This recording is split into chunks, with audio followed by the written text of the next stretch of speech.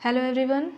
आज की इस वीडियो में हम लोग क्राइम से रिलेटेड यानी कि अपराध से रिलेटेड इम्पॉर्टेंट क्वेश्चंस को देखने वाले हैं। वीडियो स्टार्ट करने से पहले अगर आप चैनल पर नए हैं तो चैनल को सब्सक्राइब कर लीजिए। चैनल का नाम है गोल टू सक्सेस। अगर आप नेट, जेआरएफ, पीजीटी, जीआईसी या फिर असिस्टेंट प्रोफेसर एग्जाम की तैयारी कर रहे हैं सोशियोलॉजी से, तो इस चैनल के साथ जुड़कर यहाँ से आप अपनी स्टडी को कंप्लीट कर सकते हैं। प्लेलिस्ट में उन सभी वीडियोज़ के फोल्डर्स मिल जाएंगे, आप वहाँ से उन वीडियोज़ को देख सकते हैं। तो चलिए स्टार्ट करते हैं। फर्स्ट क्वेश्चन है, किसने कहा है कि अपराध वह क्रिया है जिसे राज्य ने सामूहिक कल्याण के लिए हानिकारक घोषित किया है और जिसके कर्ता यानी कि जो अपराध कर रहा है उसको दंडित करने की जो शक्ति है वो राज्य के पास में है, राज्य में है। ऑप्शंस हैं Landis and Landis, Elliott and Merrill, Durkheim and Kingsley Davis.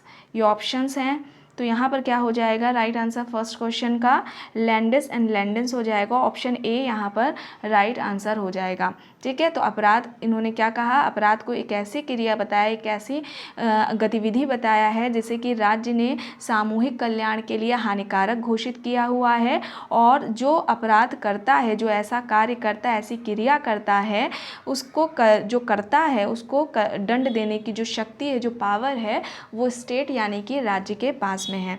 ठीक है, तो ये इनका कहना है। अपराध की बात करें तो जैसे कि इन्होंने डिफाइन ही किया है यहाँ पर, तो ये कानूनी तौर पर देखें तो ये वर्जित कार्य है, निषिद्ध कार्य है जिसका सामाजिक हितों पर हानिकारक प्रभाव पड़ता है। आपराधिक जो गतिविधियाँ होती हैं, आपराधिक जो कार्य होते हैं, उनका सामाजिक जो हित होते हैं उन पर हानिकारक प्रभाव पड़ता है और ये जो गतिविधियाँ होती हैं, आपराधिक गतिविधियाँ होती हैं, आपराधिक कार्य होते हैं, इनके निश्चित उद्देश्य होते हैं और ऐसे कार्यों के लिए कानूनी तौर से ऐसे कार्यों को दंड दिया जाता है, दंड निर्धारित होता है इन कार्यों के लिए। ठीक है, तो उनको अपराध की श्रेणी में रखा जाता है। तो ऑप्शन ए यहाँ पर क्या हो जाएगा, राइट हो जाएगा। नेक्स्ट है, निम्न में से आकस्मिक एवं दीर्घकालिक अपराधी को किसने दो भागों में विभाजित किया है। आइए ऑप्शंस देखते हैं। ऑप्शंस हैं Alexander and staff, Kingsley Davis, Sutherland and Mendel. तो आकस्मिक एवं दीर्घकालिक अपराधी को दो भागों में जो क्लासिफिकेशन किया है वो किया हुआ है अलेक्जेंडर एंड स्टॉफ ने। ऑप्शन ए यहाँ पर क्या हो जाएगा, राइट आंसर हो जाएगा। ये आकस्मिक अपराधी किसको बताते हैं, ऐसे व्यक्ति जो कि असाधारण परिस्थितियों में एक बार या फिर कई बार अपराध को करता है, उसको वे आकस्मिक अपराधी बताते हैं। दूसरा जो दीर्घकालिक अपराधी है उसमें वे क्या कहते हैं, उसके बारे में कहते हैं कि वे व्यक्ति जो बार बार अपराध करते हैं उनको उन्होंने दीर्घकालिक अपराधी कहा। एंड अलेक्जेंडर एंड स्टॉफ दीर्घकालिक अपराधी में भी तीन प्रकार बताते हैं। पहला क्या बता रहे हैं, समान अपराधी जिसमें बताते हैं कि अन्य अपराधियों के संपर्क में आकर व्यक्ति अपराध करता है तो उसको समान अपराधी कह दिया उन्होंने। दूसरा उन्होंने बताया तंत्रिका में पीड़ित अपराधी। इसमें क्या है, व्यक्ति के जो जीवन के जो संघर्ष हैं या उसकी जो दोषी भावनाएं होती हैं उस वजह से कानून का जो उल्लंघन व्यक्ति करता है उसको इस श्रेणी में रखा। तीसरा वे प्रकार बताते हैं शारीरिक विकृत अपराधी। शारीरिक विकृत अपराधी में जो शारीरिक अंगों में विकृति के कारण, जैसे कि हम रख सकते हैं मंद बुद्धि के कारण, मानसिक हीनता के कारण व्यक्ति आपराधिक गतिविधियां करने लगता है, तो उसको इस श्रेणी में उन्होंने रखा। ठीक है, तो आकस्मिक अपराधी और दीर्घकालिक अपराधी के ये दो प्रकार है अलेक्जेंडर एंड स्टॉफ ने बताए। दीर्घकालिक जो अपराधी हैं इसमें भी वे तीन प्रकार बताते हैं। अभी आपको बताया समान अपराधी, दूसरा तंत्रिकामय अपराधी एंड तीसरा शारीरिक विकृत अपराधी। ठीक है, तो ऑप्शन ए यहाँ पर क्या हो जाएगा, राइट हो जाएगा। नेक्स्ट है आकस्मिक अपराधी वह है जो, आइए ऑप्शंस देखते हैं, पहली बार अपराध करता है, अवसर मिलने पर कभी कभी अपराध करता है, अपराध करने का आदी होता है या फिर सफ़ेदपोश अपराध करता है। तो आकस्मिक अपराधी वह है जो अवसर मिलने पर कभी कभी अपराध करता है। ऑप्शन बी यहाँ पर राइट हो जाएगा। नेक्स्ट है अपराध शास्त्र में विभेदक सहचर के सिद्धांत का प्रतिपादन किया था। आइए ऑप्शंस देखते हैं। ऑप्शंस है Taft, Gillin and Gillin, Lombroso, Sutherland. तो विभेदक सहचर का जो सिद्धांत है अपराध से रिलेटेड, ये आपके नेट के एग्ज़ाम में, पीजीटी जीआईसी एग्ज़ाम में काफ़ी बार पूछा जा चुका है। एंड ये कॉन्सेप्ट जो ये थ्योरी दी हुई है वो सदरलैंड ने दी हुई है। ऑप्शन डी यहाँ पर क्या हो जाएगा, राइट आंसर हो जाएगा। अच्छा, इनका जो विभेदक सहचर का जो सिद्धांत है इसे संस्कृति सिद्धांत या सब कल्चर थ्योरी भी बोला जाता है, सब कल्चर थ्योरी भी इसे बोलते हैं।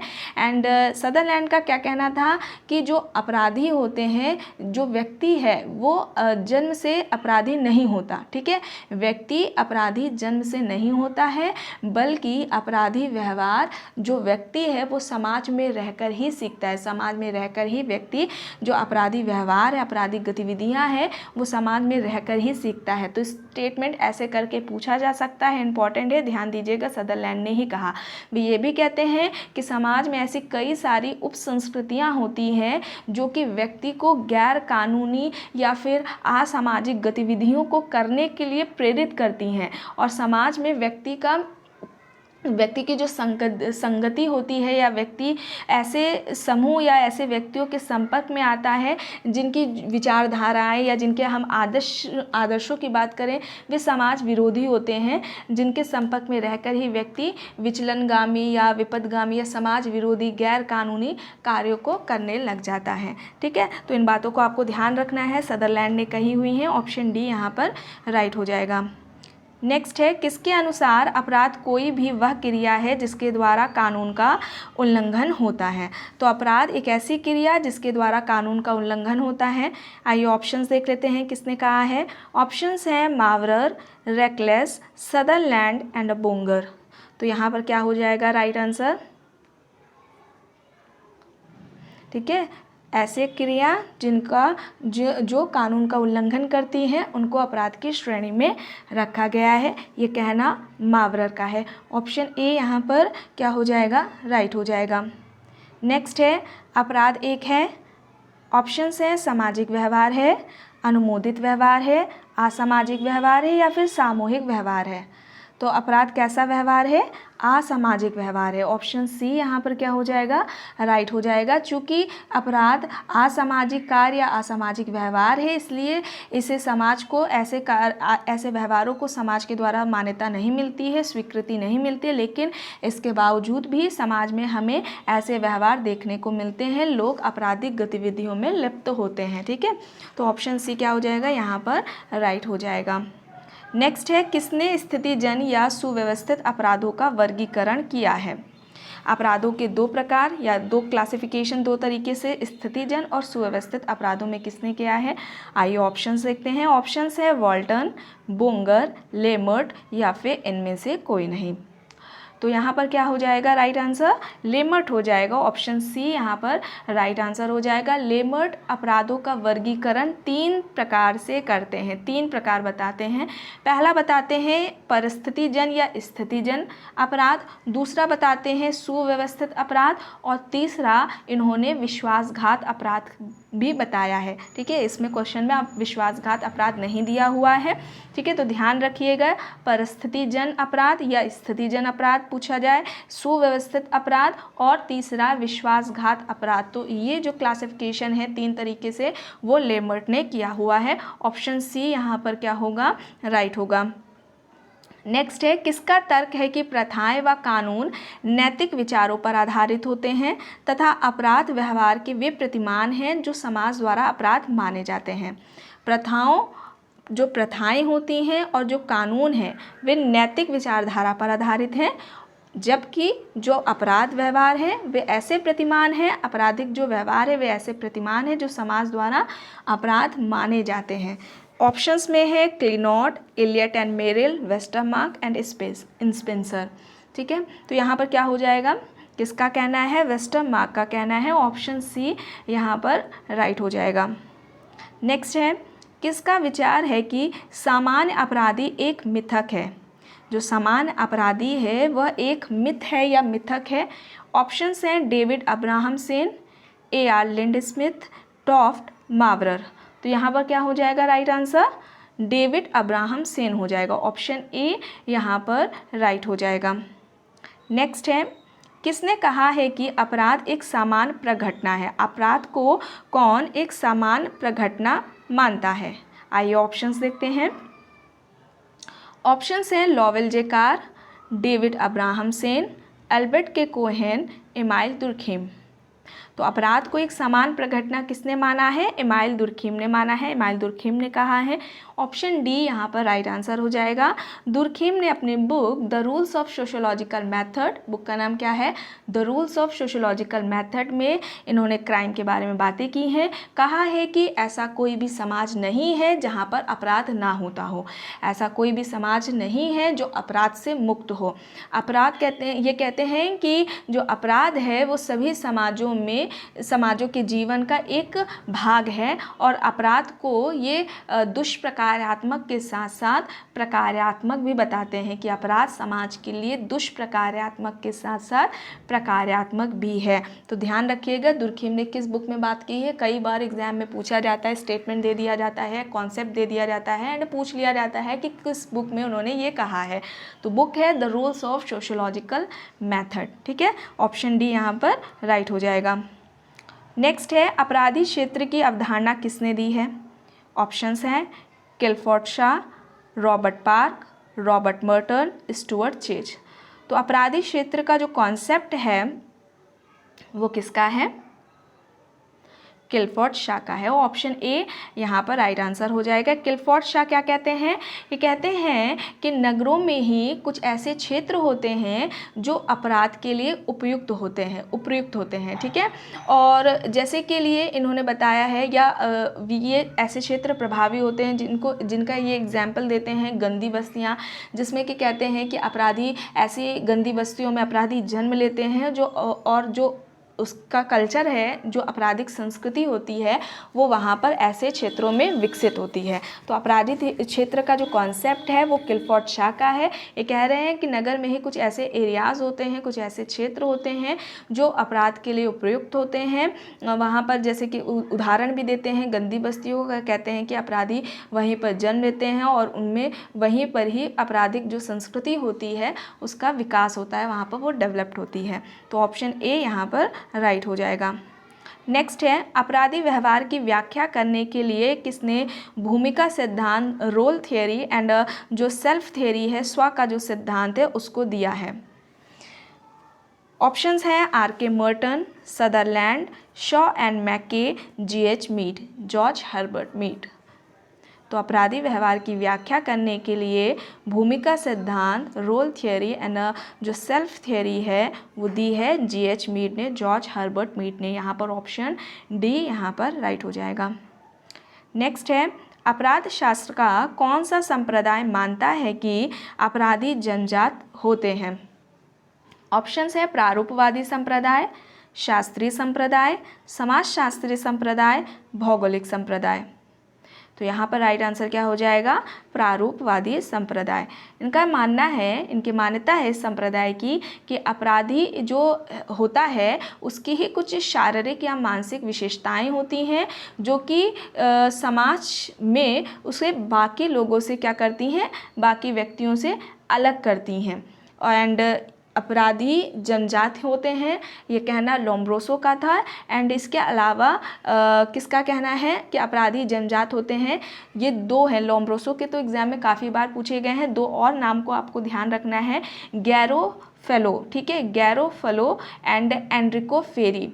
एनरिको फेरी एंड गैरोफेलो का भी यही मानना है कि अपराधी जन्मजात होते हैं। लोम्ब्रोसो का तो कई बार एग्जाम में पूछा भी गया है।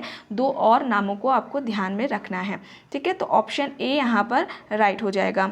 नेक्स्ट है अपराधी जन्मजात होते हैं, किसका कहना है? इस संप्रदाय का समर्थक कौन है? तो अभी बताया गया है लोम्ब्रोसो हैं। ऑप्शन ए यहाँ पर राइट हो जाएगा। नेक्स्ट है कथन कारण है, देख लेते हैं। कथन कह रहा है कि गंदी बस्तियां बाल अपराध के लिए उत्तरदायी हैं। जो गंदी बस्तियां होती हैं वे बाल अपराध के लिए उत्तरदायी हैं। कारण है गंदी बस्तियां ना होती तो बाल अपराध भी ना होते। तो यहाँ पर क्या हो जाएगा राइट आंसर? तो जो गंदी बस्तियां हैं बाल अपराध के लिए उत्तरदायी है, सही है। लेकिन गंदी बस्तियां ना होती तो ये कहना कि जो बाल अपराध है वह भी ना होते, ये गलत है। तो ऑप्शन सी यहाँ पर राइट हो जाएगा, यानी कि कथन सही है, कारण गलत है। ऑप्शन सी यहाँ पर राइट हो जाएगा। नेक्स्ट है, किसके अनुसार भौगोलिक एवं सामाजिक दशाएं अपराध को कम करती हैं जबकि प्रतिकूल दशाएं अपराध को प्रोत्साहन देती हैं? आइए ऑप्शंस देखते हैं। जी टॉड, क्वेटलेट ग्वेरी, बेंथम, कोहेन। तो भौगोलिक और जो सामाजिक दशाएं हैं वे अपराध को कम करती हैं जबकि प्रतिकूल दशाएं अपराध को प्रोत्साहन देती हैं। ये कहना क्वेटलेट एंड ग्वेरी का है। ऑप्शन बी यहाँ पर राइट हो जाएगा। नेक्स्ट है, अपराध का कौन सा सिद्धांत सुखवाद पर आधारित है? ऑप्शंस हैं शास्त्रीय सिद्धांत, समाजवादी सिद्धांत, प्रारूपवादी सिद्धांत या फिर समाजशास्त्रीय सिद्धांत। तो यहाँ पर क्या हो जाएगा? शास्त्रीय सिद्धांत हो जाएगा।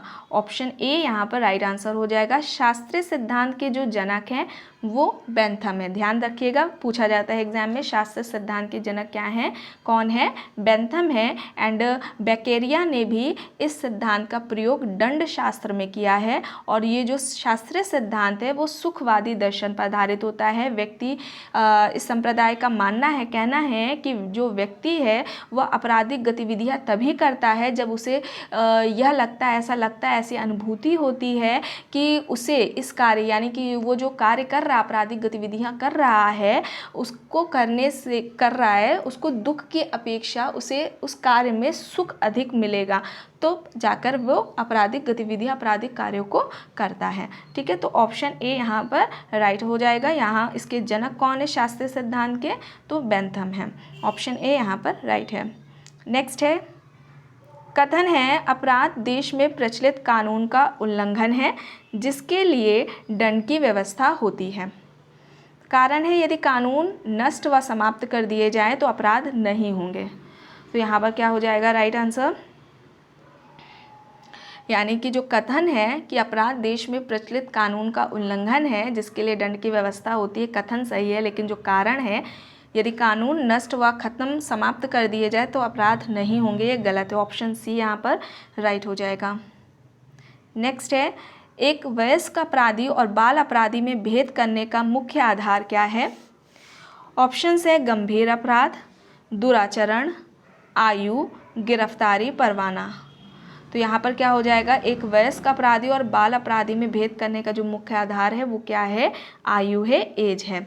ठीक है, बाल अपराधी की बात की जाए तो 16 से 18 वर्ष से कम आयु के जो होते हैं वो बाल अपराधी में आएंगे, और जो वयस्क अपराधी है उसकी जो आयु है वो 18+ है, 18 वर्ष से अधिक। ठीक है, और ये जो आयु का निर्धारण है ना, जो समाज है या राज्य है वो आयु अधिक या न्यूनतम जो आयु होगी उसका निर्धारण समाज या राज्य ही करता है। तो ऑप्शन यहाँ पर सी आयु राइट हो जाएगा।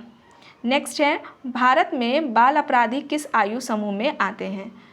12 वर्ष से नीचे, 14 वर्ष से नीचे, 18 वर्ष से नीचे या फिर 20 वर्ष से नीचे। तो बाल अपराधी की आयु पूछी जा रही है, किस आयु समूह में बाल अपराधी आते हैं? तो 18 वर्ष से नीचे हो जाएगा। ऑप्शन क्या हो जाएगा? सी यहाँ पर राइट आंसर हो जाएगा। तो फ्रेंड्स, आज की वीडियो में बस इतना ही। आई होप ये आपको वीडियो पसंद आई होगी। अगर पसंद आई है तो प्लीज़ लाइक करिएगा, कमेंट करके ज़रूर बताइएगा। चैनल पर अगर आप नए हैं तो चैनल को भी ज़रूर सब्सक्राइब कर लीजिएगा, एंड इस वीडियो को जितना हो सके ज़्यादा से ज़्यादा लोगों के साथ शेयर भी ज़रूर करिएगा। Thank you.